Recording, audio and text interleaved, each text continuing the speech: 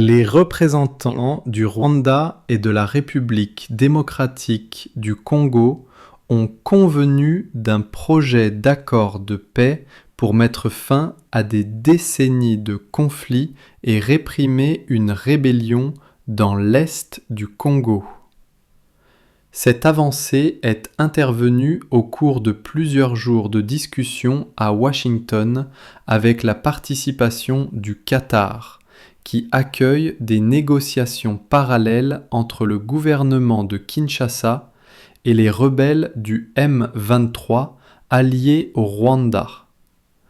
Le département d'État américain a déclaré que des équipes techniques avaient paraphé l'accord mercredi avant une cérémonie de signature officielle le 27 juin à Washington et un sommet espéré entre les présidents Paul Kagame du Rwanda et Félix Tshisekedi de la Redondé Congo.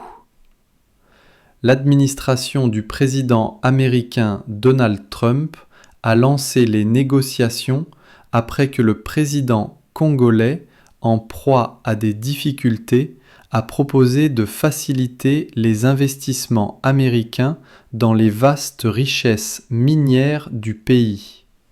Cette offre était en échange de l'aide de Washington pour mettre fin à une rébellion soutenue par le Rwanda qui menaçait de submerger son gouvernement.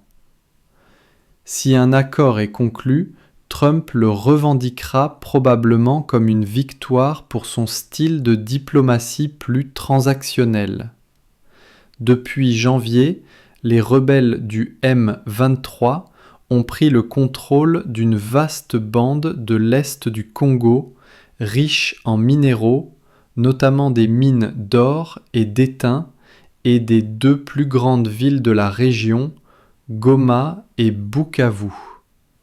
Le département d'État a déclaré que l'accord, qui s'appuie sur des initiatives africaines antérieures, comprend des dispositions relatives au respect de l'intégrité territoriale, synonyme de retrait des milliers de soldats rwandais présents dans les zones tenues par les rebelles. Il prévoit également le désengagement, le désarmement et l'intégration conditionnelle des groupes armés non étatiques. Plus de 100 factions armées différentes sont actives dans l'est du Congo, dont le M23. Les précédentes tentatives visant à mettre fin au conflit multidimensionnel qui ravage la région depuis le génocide rwandais de 1994 ont toutes échoué. Dans un communiqué, le département d'État a déclaré qu'un mécanisme conjoint de coordination de la sécurité serait créé pour aider à maintenir l'accord, qui comprend également des dispositions pour le retour de millions de réfugiés et de personnes déplacées